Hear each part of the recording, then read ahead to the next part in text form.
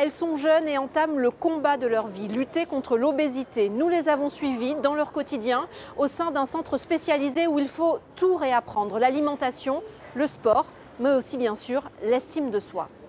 Ils sont âgés et veulent vieillir dignement. Enquête sur l'état de santé des maisons de retraite de la Côte d'Azur, alors que leurs employés sont plus que jamais mobilisés pour réclamer plus de moyens.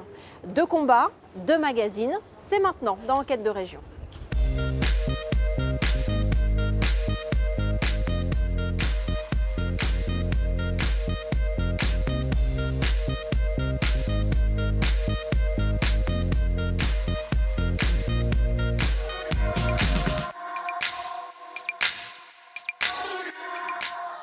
Le chiffre est vertigineux. Dans notre région, l'obésité touche 1 personne sur 6. Mauvaise alimentation, problèmes psychologiques ou prédispositions génétiques.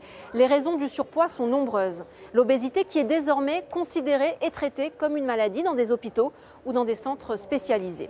Pendant plusieurs mois, nous avons suivi Geneviève qui, à 65 ans, tente l'opération de la dernière chance. Mais aussi Sheraz, Lola et d'autres adolescentes en souffrance prises en charge dans un centre de réadaptation dans le Var. Car pour ceux qui en souffrent, retrouver un poids raisonnable n'est pas qu'un simple défi, c'est parfois le combat de toute une vie, notamment pour les jeunes de plus en plus touchés par ce fléau. C'est une enquête signée Nathalie Ramirez, Alban Poitvin et Sylvie Gara.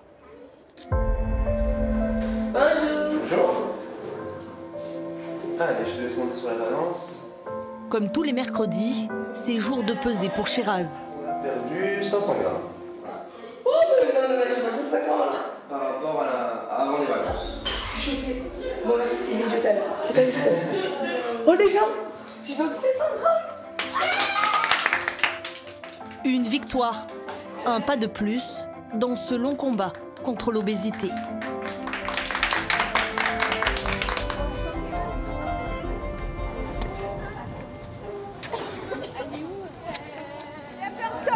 Vous êtes là ou pas? Ouais! Ok! La force! Fléchis, reculez! Elles ont entre 11 et 17 ans. Des adolescentes pas tout à fait comme les autres. Lutter contre le surpoids est devenu une obsession, une nécessité. Et ici, chacune a son objectif.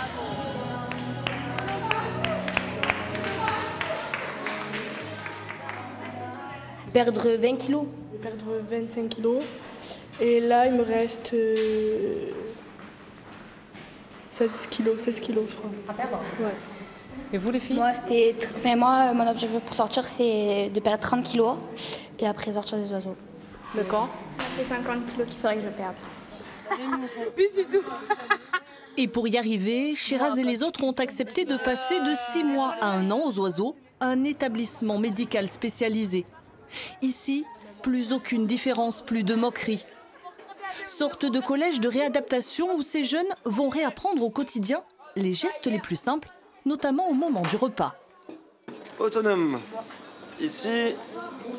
Et Jeanne autonome, ma grande. Chéra, c'est bon. Ça veut dire quoi, autonome? Ça veut dire qu'elles sont là depuis un petit moment, qu'elles ont acquis des connaissances au niveau alimentaire et qu'elles peuvent, on va dire, gérer leur quantité. Ma grande, tiens.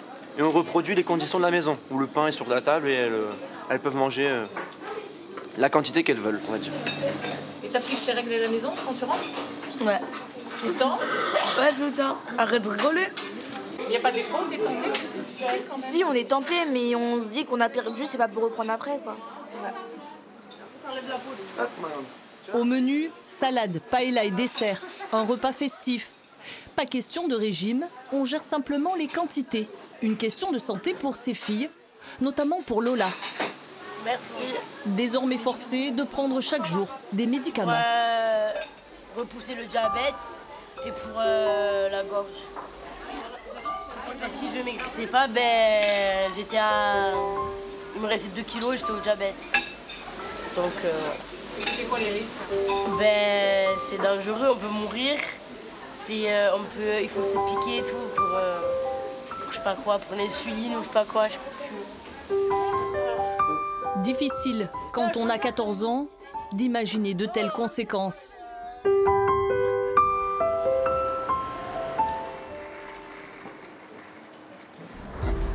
Mais à 65 ans, le temps des doutes est passé. Pour Geneviève, la décision est prise. Demain, elle subira une sleeve pour réduire la taille de son estomac et enfin perdre du poids. Une opération de la dernière chance. Alors ce soir, vous êtes à jeun à partir de minuit. Oui. Va falloir prendre la douche ce soir. Donc Oui. avec ce produit, laver les cheveux et le corps. Vous voulez que je vous montre la salle de bain Oui. Elle est loin. Elle est à la moitié du couloir. Moi, c'est ma hantise, cette pourquoi salle. Parce que je marche difficilement, les salles de bain sont petites. Moi, il me faut une chaise. Où est ma canne? Voilà, la salle de bain commune, c'est là. Ah, d'accord. Ouais. Ah, je vais vous montrer. Ah, ça va, je suis un peu rassurée. Elles sont beaucoup mieux qu'au deuxième. Les pas sont comptés. Geneviève pèse 140 kilos. Elle est au stade de l'obésité morbide.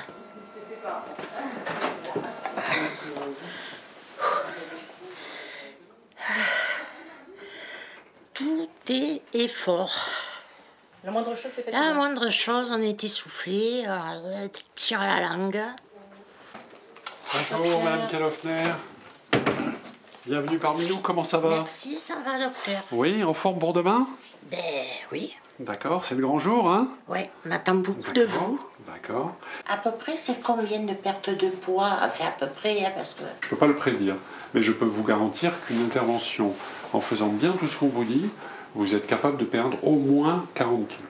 C'est une patiente qui est vraiment motivée. Oui, tout à fait. Je crois qu'elle en est au bout du rouleau avec ses complications, le diabète, l'hypertension. Vous avez pensé à amener votre machine pour respirer? Le syndrome d'apnée du sommeil, toutes ces complications qui... il y a bien sûr dans cette chirurgie la réduction du volume du corps, etc. Mais l'amélioration aussi de ces pathologies, c'est fondamental. Hein. Parce que là, je peux rien faire. Je peux pas bouger, bon, je suis devant la télé, je peux pas marcher, je peux même pas jouer avec mes petites filles, voilà. Je m'arrête les bancs, je les connais. Hein. Dans un magasin, je peux vous dire où sont les chaises et les bancs. 65 ans, vous redémarrez une nouvelle vie donc. Tout à fait. Ah là, je suis au taquet. Retour aux oiseaux. Pour Sheraz et les autres, c'est cours de sport, des activités simples pour retrouver le goût de l'effort. Franchement, j'ai repris le sport vraiment ici en fait, sinon avant j'en faisais pas chez moi. Allez. En moyenne, ces collégiens font de 7 à 8 heures de sport chaque semaine. C'est 2 fois plus que dans un collège classique. Ça progresse rapidement, surtout au début, parce quand ils arrivent, ils sont vraiment désadaptés par rapport à l'effort. Et ensuite, c'est un peu plus dur, mais il y a quand même des progrès qui sont voyants. Allez Marie, en fait, moi j'avais déjà fait un séjour et j'étais rentrée chez moi, j'ai repris quelques poids et du coup ils m'ont donné une chance de revenir ici pour reperdre. Tu vas garder ces bonnes habitudes, tu vas continuer à faire du sport? Oui, allez. Avec le plaisir, ils pratiquent régulièrement à la sortie. La plupart. C'est pas gagné? Non, c'est pas gagné. Après, c'est pas simple. C'est un combat de tous les jours. Mais quand certains à la sortie pratiquent régulièrement, c'est une victoire pour nous. Quali qualità devono avere gli alpini? Et comme dans tout collège, il y a donc aussi des cours. La scolarité, un autre indicateur précieux pour voir l'évolution de ces jeunes qui, au fil du temps, des kilos perdus, retrouvent confiance et une place dans la classe. Ils se sentent mieux dans leur peau et du coup, ils ont beaucoup plus d'aisance à se lancer dans tout ce qui est participation et aussi dans la reprise d'une certaine assiduité scolaire. N'oublions pas que c'est souvent des élèves que quand ils arrivent, ils sont souvent sujets à des moqueries dans leur réalité de provenance. Mais ici, ils sont tous plus ou moins sur le même bateau.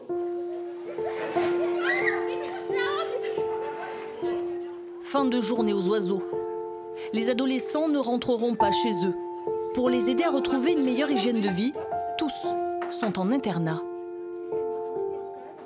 Bon, alors maintenant, ça serait sympa d'aller mettre vos pyjamas, brossage de dents et toutes dans vos chambres, s'il vous plaît. Des coups humaines, là, des coups,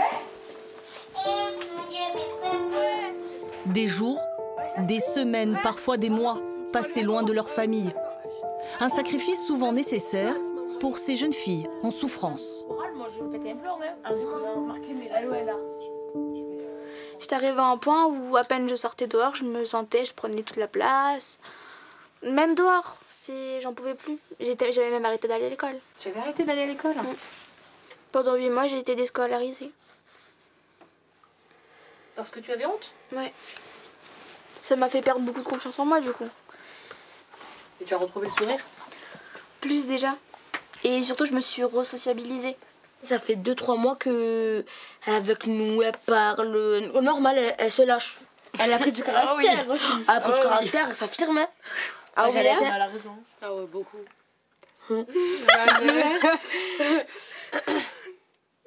C'est une belle aventure pour toi. Oui. Et c'est un combat contre moi-même au final. Du coup, je suis contente.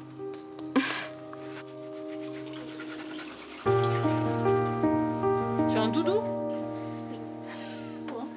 Allez, moi. Doula comme moi. Merci. De rien. Ce sont des princesses, ces demoiselles. Des grosses princesses. Non, pourquoi grosses? Des princesses tout court. Oui. Tu verras une toi, Lilia. Ah, donc il faut le bisou comme à la maison en fait. Eh oui.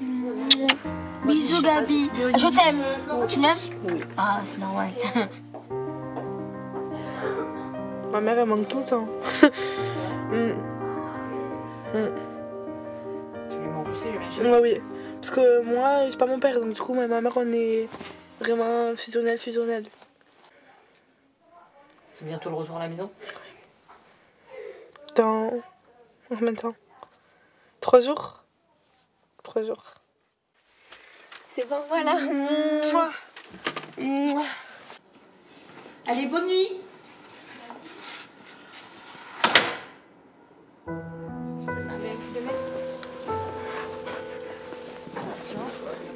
Encore un petit Encore un peu, hein. Bien centré.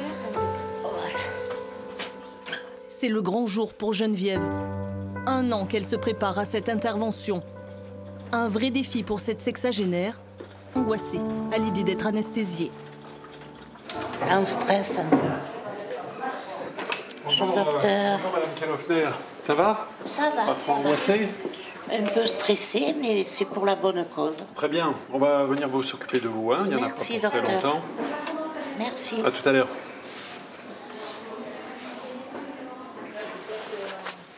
Avant de m'endormir, je vais penser à mes petites filles.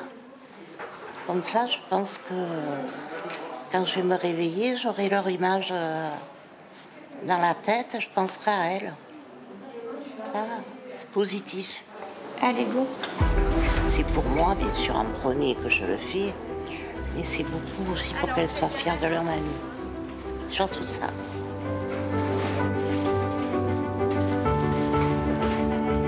Vous voyez, la graisse est très dense. Elle est très épaisse. Sur la table d'opération, spectacle étonnant. Le chirurgien travaille par célioscopie. Grâce à une caméra, il manipule ses outils à l'intérieur du ventre de Geneviève. L'estomac est ici. Vous le voyez, c'est cet organe qui est ici, que va tenir mon aide avec sa pince. Une fois libéré de la graisse, l'estomac peut enfin être découpé. Je prends l'estomac, et là, donc la pince, je vais l'actionner, et vous allez voir qu'elle a pour mission de couper et de déposer des agrafes de part et d'autre. Voilà, tenez. Voilà, parfait. Donc là, vous voyez, la sleeve est faite, c'est-à-dire que je, ici, enlever toute cette partie de l'estomac. L'opération est terminée. Elle aura duré près d'1h45. Une réussite qui devra se confirmer avec le temps. Il arrive effectivement que ce résultat puisse se dégrader parce qu'il y a les mauvaises habitudes alimentaires qui reprennent, il y a le manque d'activité sportive aussi, c'est très important. Et puis après, il y a les aléas de la vie. Il suffit qu'il y ait quelques perturbations pour qu'ils se remettent à manger un peu plus. Mais dans l'ensemble, ceux qui respectent bien les nouvelles conditions d'hygiène alimentaire, l'activité sportive, ont de très bons résultats sur 5-10 ans. Pour Sheraz, accompagnée d'autres adolescents, c'est aujourd'hui atelier cuisine. Allez, hop, tablier. Chacun a sa mission. Ici, on s'occupe des desserts, compotes de pommes à la cannelle sans sucre ou encore fruits façon brochette pour les rendre plus appétissants. L'aplatir au maximum. Voilà, comme ça. En face, on prépare les spaghettis bolognaises sans huile. Une cuisine plus légère, plus adaptée. Ce week-end, maman, papa, j'ai fait une compote de pommes, une brochette de fruits, est-ce qu'on peut le refaire? Ils ont la recette, ils ont les quantités, ils ont les fruits qu'il faut, donc après, à eux d'être autonomes et de refaire tout ça à la maison. Mes parents font des efforts pour moi. C'est-à-dire quand je rentre à la maison, ils essayent de faire... on fait les courses pour acheter des légumes et tout. Ils essaient de me demander ce qu'on mange aux oiseaux pour faire la même chose et tout. C'est pour ça. Tu cuisines comme d'habitude? Ouais, un peu. Je sais faire un peu le couscous, les pâtes, les cordons bleus, les trucs au micro-ondes, tout ce qui est trucs 2 € Carrefour, je sais. Allez, installez-vous. Place à la dégustation, mais pas n'importe comment. Visuellement, est-ce que ça donne envie? Pas envie? Bof. Moi j'aime moins. Pas du tout. Pas du tout. Pourquoi? Apprendre à mieux manger, c'est aussi savoir utiliser tous ses sens. On peut relâcher le nez. Est-ce que j'ai une différence entre le nez bouché et le nez débouché au niveau du goût? Et surtout, mastiquer le plus lentement possible. Par exemple, si je prends Hamza, j'ai en tête Hamza, il mangeait assez vite. Maintenant, Hamza est le dernier, voire largement le dernier. Et voilà, il prend vraiment les 45 minutes du repas du midi pour manger. Il prend son temps et peut-être que la quantité lui suffit. Alors que quand il mangeait vite, j'ai encore faim. Mais son cerveau n'avait pas analysé tout ce qui avait été mangé et il leur demandait.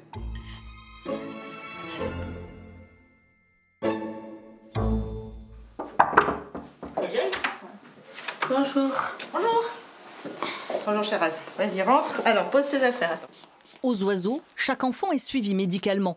Pour Sheraz, c'est aujourd'hui l'heure du bilan semestriel. Donc tu montes, je te laisse attraper les manettes. Donc t'écartes les bras. Taille, poids, c'est l'évolution de la jeune fille dans le temps qui est ici surveillée. Si on regarde le pourcentage de masse grasse, t'es passé de 47,8% à 45,6%. Ça veut dire que j'ai pris du muscle.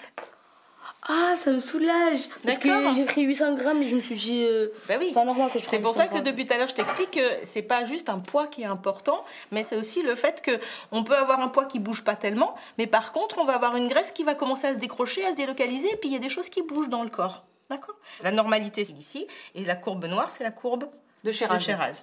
Et donc ça, on sait qu'il y a une prédisposition à ce qui est une obésité, un surpoids. Donc ça veut dire que toute la vie, pour elle, il y a quand même cette faiblesse-là, entre guillemets. Elle a d'autres forces, voilà. Mais il va falloir faire un petit peu attention tout le temps. Donc ce qu'on apprend ici, c'est pas juste à être au régime et à maigrir, c'est apprendre à faire avec ce que la génétique nous a transmis et avec nos sensibilités et nos risques, quoi. On a l'évolution depuis qu'elle est rentrée ici en hospitalisation et on arrive déjà ici. Là, j'ai fait la moitié. Voilà, exactement. Tu as fait la moitié du chemin. La moitié du parcours? Ouais. La voilà à mi-parcours. Sheraz avance. Et pour aller plus loin, plus vite, n'hésite pas, multiplie les activités. Voilà, allez, de suite ta tête. Le prix à payer pour quelques kilos en moins.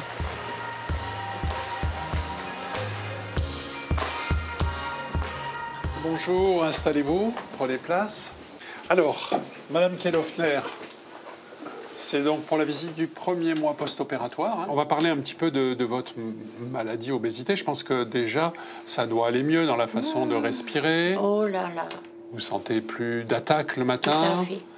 Ok. Donnez-moi 2 exemples simples. Beaucoup de changements, plus de cannes. On se baisse mieux, on arrive à mettre ses chaussettes toute seule. C'est bizarre, ça. Et là. Voilà, on est sur 125 kilos. Voilà. Soit 15 kilos de moins en un mois. Un premier bilan positif à confirmer dans les semaines à venir. On a un très bon résultat.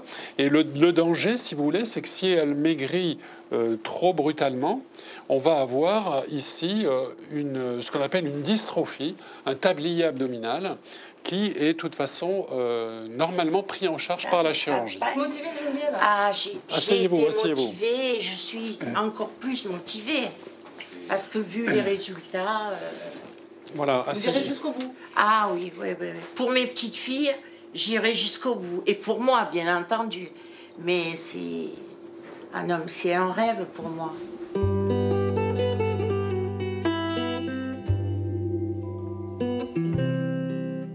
Lola est de retour chez elle. Comme ses copines du centre Les Oiseaux, les vacances, c'est l'occasion de retrouver sa famille, sa chambre, ses petites habitudes et ne plus penser constamment à ses rondeurs. J'oublie des fois. Enfin, pas j'oublie, mais j'essaye de faire quand même ce qui me plaît, malgré ça.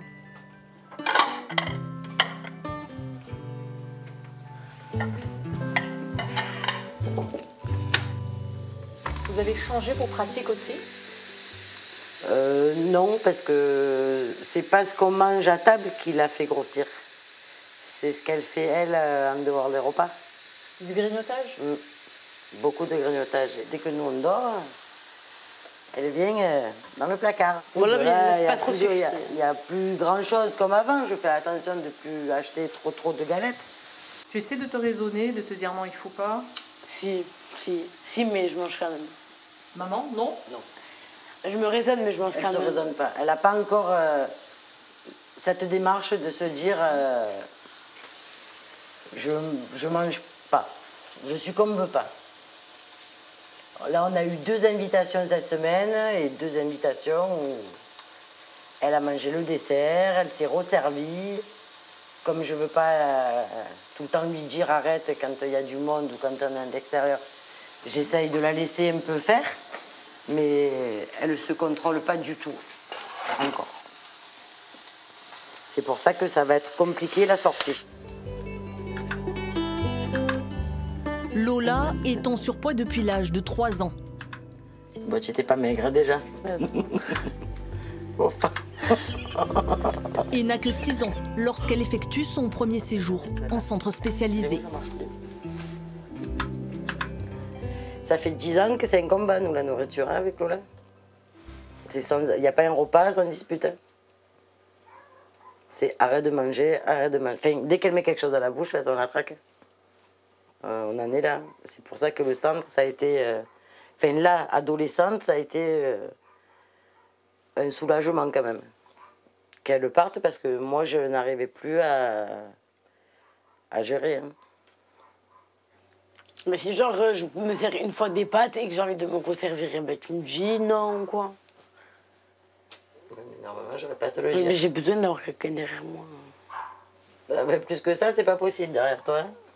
Ah, mais derrière moi, me passe un pas en me criant. Et si Lola semble avoir encore besoin d'un peu de temps, pour Geneviève, la métamorphose est en cours. Elle marche désormais sans canne. Cela fait même 10 ans qu'elle n'était plus venue ici se promener en bord de mer. Ça m'aurait paru inimaginable de traverser déjà, de venir jusque-là, c'était pas possible. Plus de canne, la liberté. La liberté. Je suis pas un peu fière, je suis très fière. J'ai 2 enfants et elle va pouvoir aller les chercher à l'école, s'en occuper un peu plus, faire des activités avec elle. Et mes filles le réclamaient beaucoup alors qu'elles ne pouvaient pas au départ s'occuper comme elles le désiraient. Voilà. C'est mes petites merveilles. Mais je veux en profiter.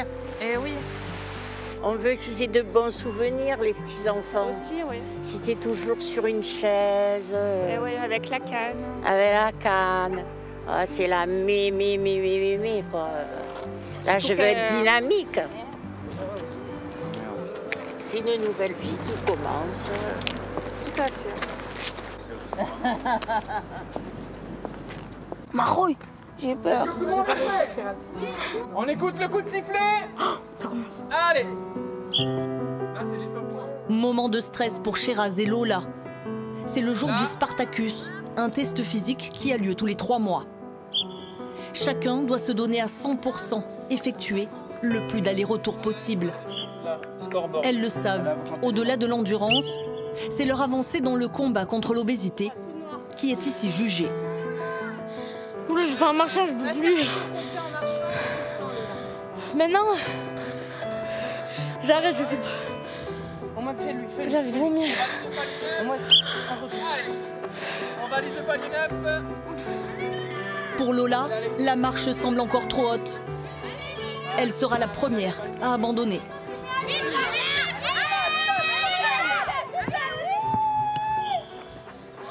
C'est pas grave. J'abandonne trop vite, mais c'est trop dur. J'ai déjà eu sport ce matin, en plus c'est encore pire. Allez, les coups! Allez, si tu peux. Allez. D'autres suivront, vaincus par la fatigue, malgré l'envie de faire plus, de faire mieux. Alors, qui est avec elle? Tu la redresses et vous allez voir. Allez, 1, 2, 3, allez. Allez. Tu la prends avec toi, allons. Tu la soutiens, ça je te le prends. C'est un test qui est quand même difficile, Alexandre. On va chercher ses limites, c'est un test qui est progressif et maximal. Du coup, quand on le fait bien, ça peut arriver dans cet état-là, voire un petit peu des pleurs ou une sensation désagréable. Mais en marchant 2-3 minutes, ça revient tout doucement, donc il n'y a pas de souci à se faire. T'arrêtes. Allez, on se remet sur la ligne. Allez, j'en peux plus. Allez. Ça va, Chéraz?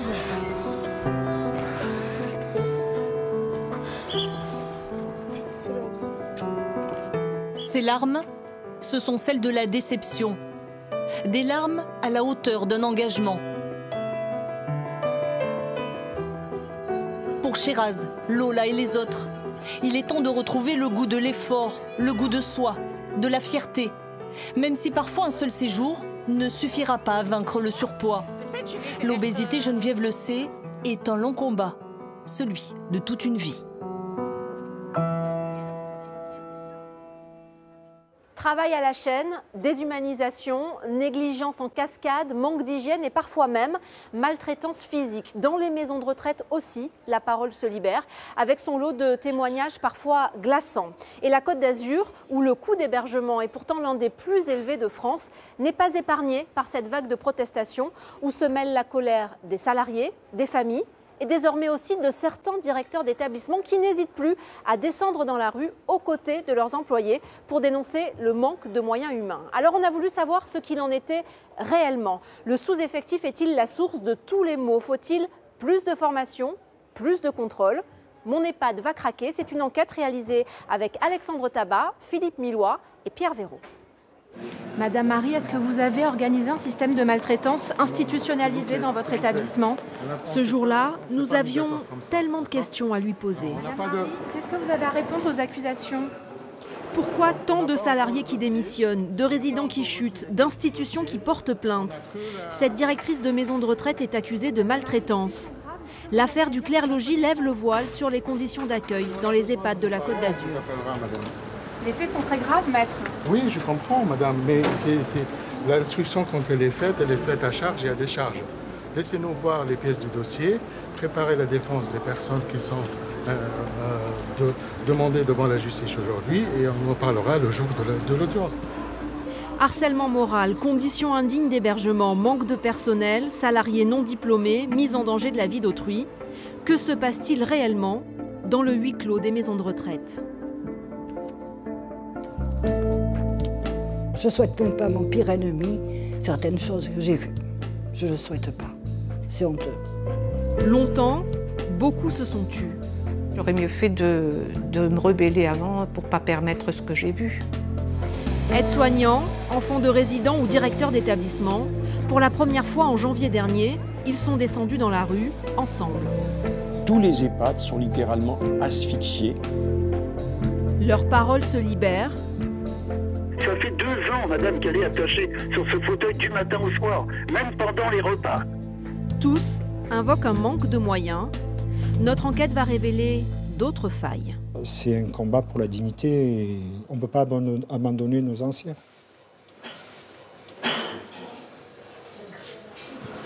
Allez, on va essayer de s'asseoir ici tranquillement. Hein? Il a accepté de nous ouvrir les portes de son établissement. Allez, venez. Beau fauteuil. Gérard Bramy dirige l'EHPAD Camp Azur à Cagnes-sur-Mer. Établissement public, 79 résidents et seulement 5 aides-soignants. C'est donc lui qui, ce matin-là, prend en charge une dame complètement désorientée.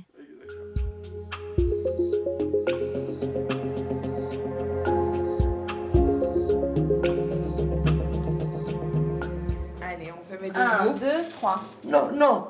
Mais on est toutes les deux. On est toutes les deux, Tosca, ça va aller, d'accord? Allez, n'ayez pas peur. 1, 2 et 3. Allez. Pendant ce temps, le personnel est en chambre pour la toilette. Chaque minute est comptée. Ça va, vous avez pas mal? Non. Il faut vraiment qu'on se dépêche, entre guillemets, parce qu'on est 2 pour une trentaine de résidents. Donc, on leur consacre 10 minutes. Enfin, on essaie vraiment d'écourter au maximum le temps. Bonjour, monsieur Mambo.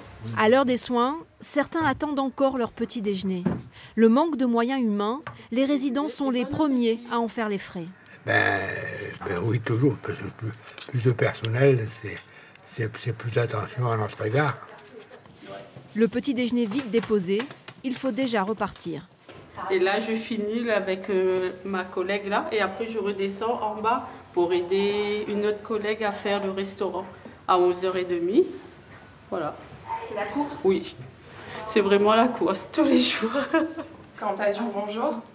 Une main pour coiffer, l'autre pour répondre au téléphone. Je vous passe l'infirmière. À l'école, on leur avait appris qu'il fallait consacrer 20 minutes à la toilette. Toutes deux ont le sentiment d'un travail bâclé. Franchement, oui, c'est maltraitant. De devoir passer d'une toilette à une autre en 10 minutes, franchement, oui. Pour nous, c'est pas de la bienveillance, ça.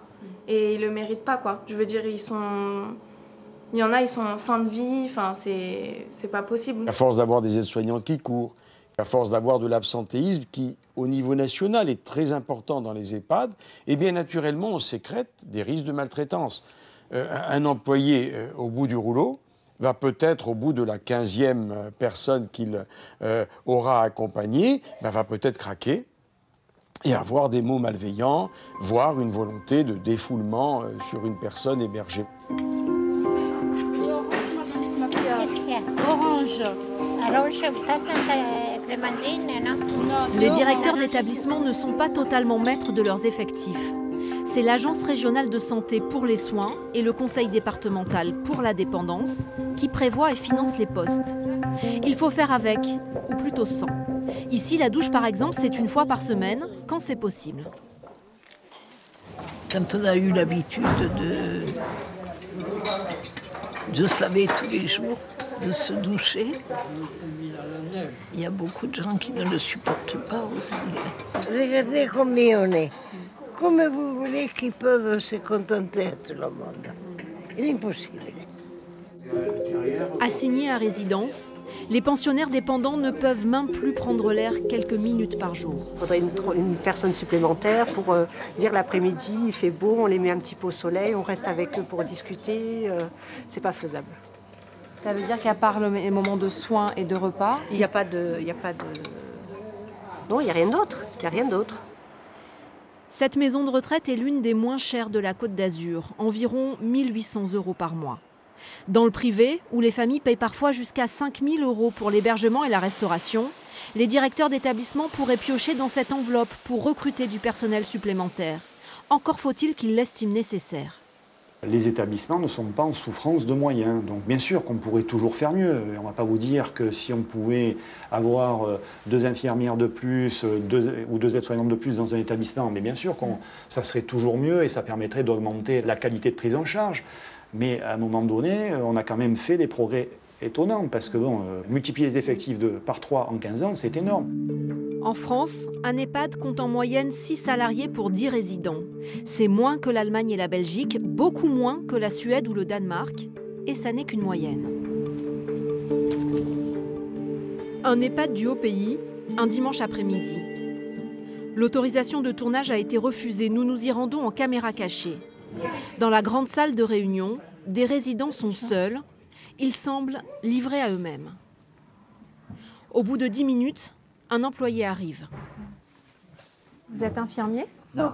Ah. Brancardage, nettoyage. Nettoyage? Ouais, brancardage. D'accord. Je vous dis honnêtement, ça m'inquiète un peu de voir qu'il y a autant de personnes âgées sans surveillance, quoi.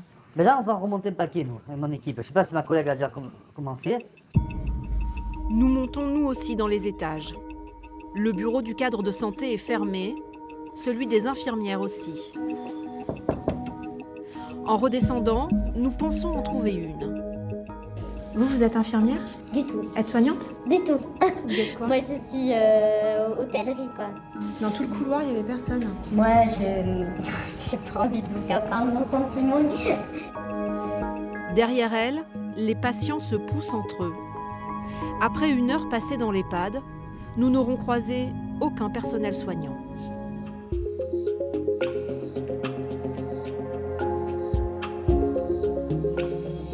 Muriel était aide-soignante au Clair-Logis, l'EHPAD poursuivie en justice. Quelques mois de contrat dont elle ne s'est toujours pas remise. Ça, c'est un loto. En image, elle n'a gardé que les bons souvenirs des fêtes pour lesquelles les familles et les salariés auraient amené eux-mêmes le matériel, car selon elle, tout était rationné, y compris les protections hygiéniques. Donc, on avait des protections cachées dans nos vestiaires. Et je changeais les pensionnaires qui avaient réellement besoin en cachette. Sachant que si on m'était tombé dessus, j'aurais pu me faire sanctionner. On se retrouvait, par exemple, le matin, quand j'arrivais à 10h, à devoir faire l'hydratation. C'est-à-dire, on pose 2 carafes d'eau, on donne à boire. Avec 5 gobelets, il faut donner à boire à 40 personnes. Et avec un seul rasoir, faire la toilette de 6 résidents. Économie drastique, manque de matériel à usage unique. Parfois, les salariés mettent eux-mêmes la main à la poche. Voilà, on trouve c'est inadmissible que ce soit le personnel qui soit obligé d'apporter ce qui manque à nos anciens. Je veux dire, encore une fois, le personnel qui amène des savonnettes, du shampoing, de l'eau de Cologne, parce que les établissements n'ont plus les moyens. Dans d'autres EHPAD, il a même fallu rogner sur le budget nourriture. 5 € en moyenne pour 3 repas et un goûter. Sous couvert d'anonymat, Céline a accepté de nous raconter le séjour de son père dans un établissement des Alpes-Maritimes. Alors très vite, mon père s'est plaint il disait la nourriture dégueulasse, insipide, en très petite quantité. Il me disait qu'il avait faim tous les jours. C'était Il y avait aussi une espèce de contrebande de nourriture. Ils volaient sur les chariots des desserts supplémentaires, du pain, des cuillères pour pouvoir manger après dans leur chambre. Donc ça, moi je trouve ça pathétique. Enfin, c'est d'une tristesse. Une auxiliaire de vie et un autre résident nous ont confirmé les faits. La direction de l'établissement mis en cause n'a pas souhaité nous recevoir.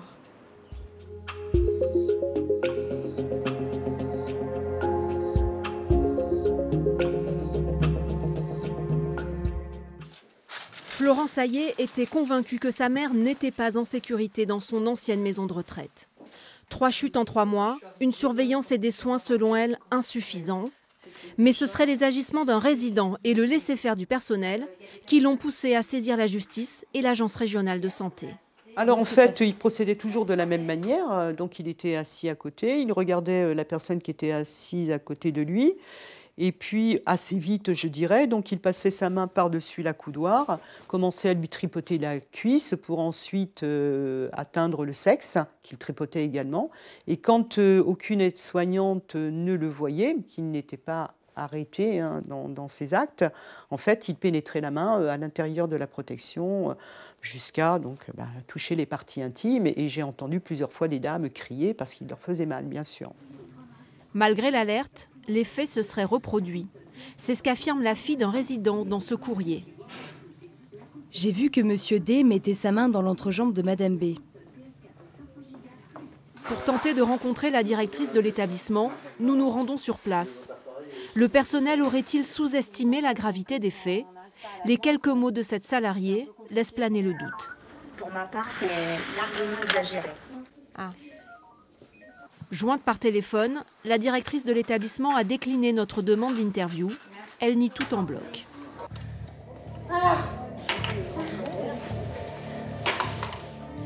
Que risquent vraiment les personnes âgées dans les maisons de retraite? Pour Evelyne Mével, l'animatrice du Clair-Logis, les négligences du quotidien peuvent parfois s'avérer mortelles. Parce que nous, on a vu des personnes décédées, on savait pourquoi elles étaient décédées. Quand une personne à 87 ans meurt d'une occlusion parce qu'on ne l'a pas conduite aux toilettes et qu'ils n'en ont pas le temps. Combien de cas de maltraitance passaient à travers les filets des organismes de contrôle?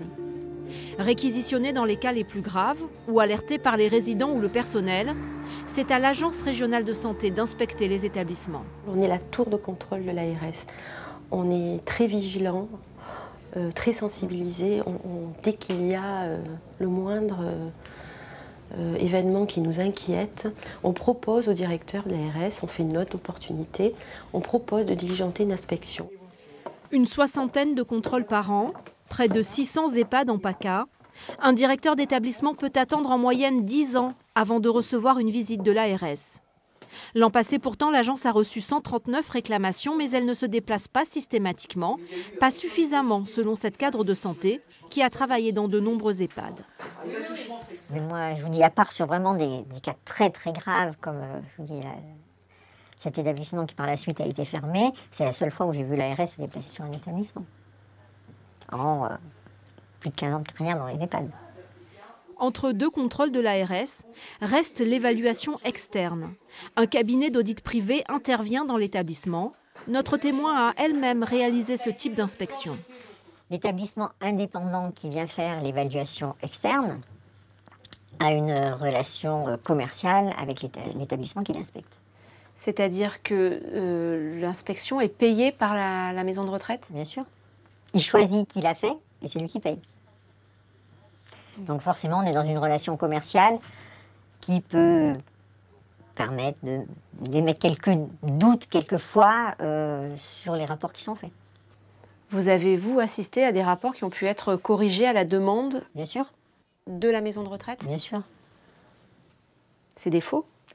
C'est pas des faux, mais on arrondit les angles.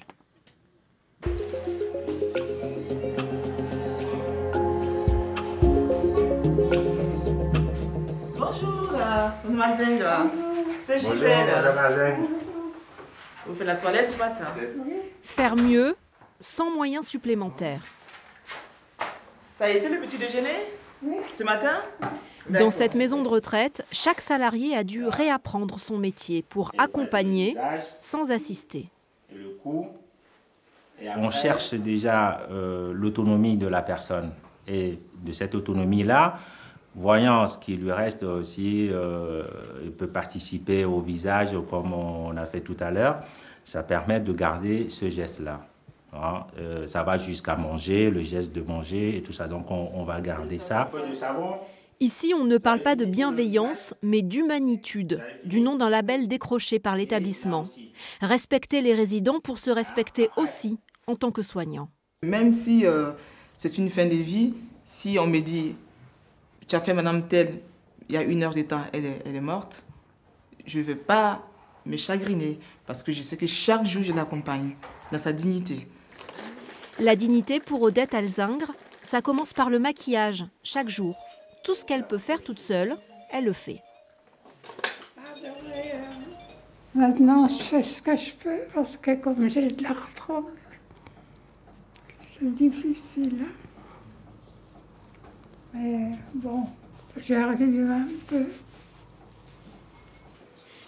Ne pas chronométrer les soins, ne pas instaurer de hiérarchie avec les résidents, s'adapter à chacun d'entre eux. À première vue, la méthode nécessite beaucoup plus de temps. Oui, il y a le temps, mais ce temps-là, on le gagne après. Au début, c'est un peu dur. Après, on le gagne. Parce que, par exemple, quand on sait que la personne, elle peut participer à certaines choses, on peut lui préparer ses affaires ou discuter.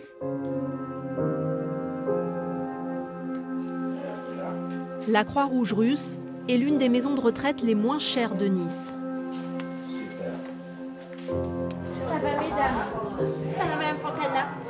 Pas de personnel supplémentaire, mais un projet de formation pour se défaire des mauvaises habitudes.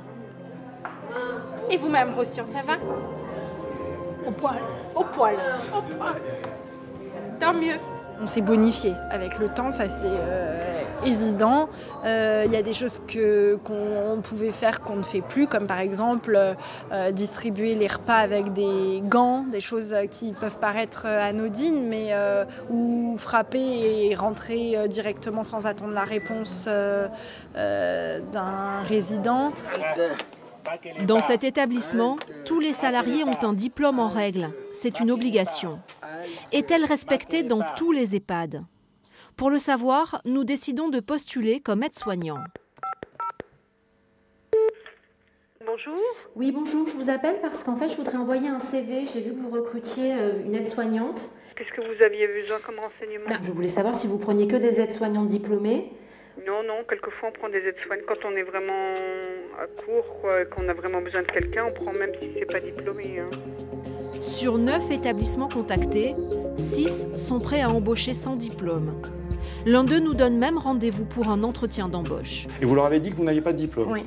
C'est extrêmement étonnant parce que, en fait, on a les établissements ont donc l'obligation d'employer du personnel qualifié, formé, et en aucun cas de faire prodiguer des soins par du personnel qui n'est pas diplômé. Et c'est pas grave si j'ai pas le diplôme? Non. Alors on va être honnête, c'est un peu une arnaque. Vous faites un boulot d'aide-soignante et vous êtes payé comme une aide à domicile. D'accord. Vous contrôlez ça aussi? Les diplômes sont contrôlés. C'est quelque chose qu'on regarde de façon très très précise en inspection. Le glissement de tâches, c'est effectivement, ça peut être motif de dysfonctionnement. Et pourtant, sans aucun diplôme, en un coup de fil et 10 minutes d'entretien, nous décrochons notre premier contrat. Et ça serait bien de faire 2 jours, d'évaluer, et on en reparle, pour que je puisse vous programmer sur le mois d'avril, si ça vous intéresse. Au mois d'avril, j'ai un roulement complet. Faute de candidats, les maisons de retraite se retrouvent parfois à recruter des salariés sans aucune qualification, alors qu'arrivent des résidents de plus en plus dépendants.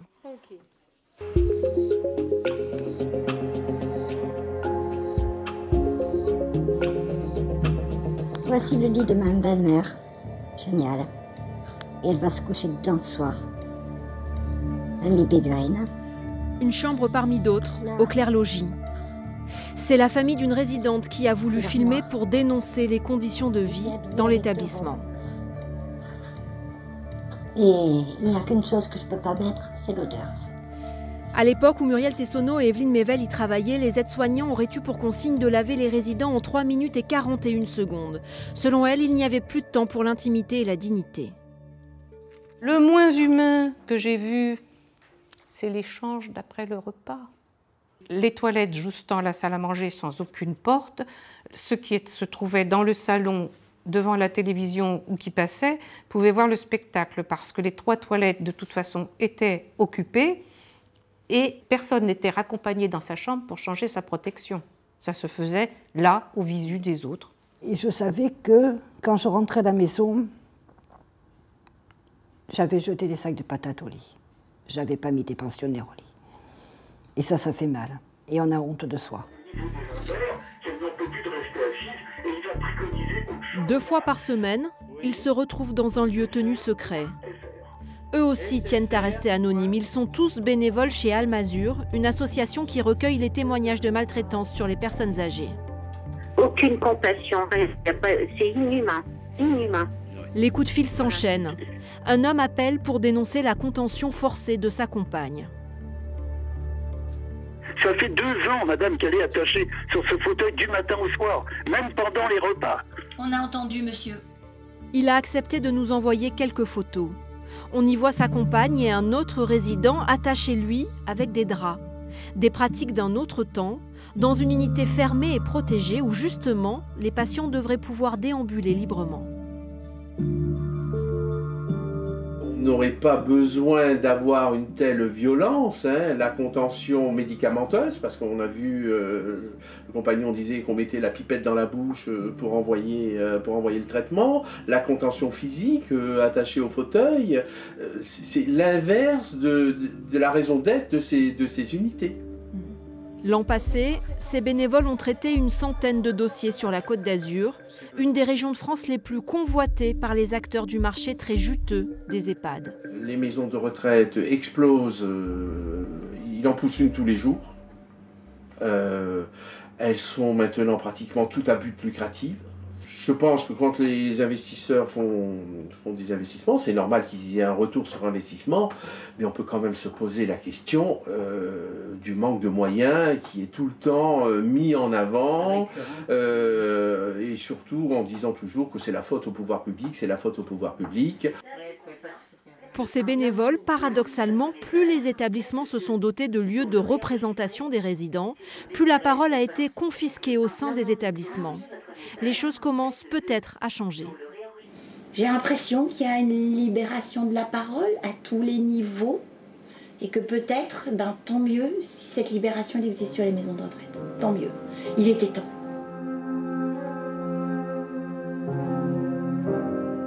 Aujourd'hui, en moyenne, chaque personne admise en EHPAD a une espérance de vie de 2 ans et demi. Quelques mois, un reste de vie que la France a tant de mal à prendre en charge. En 2060, notre pays comptera 2 fois plus de personnes dépendantes. Nous vivrons plus vieux, mais serons-nous capables de vieillir mieux ?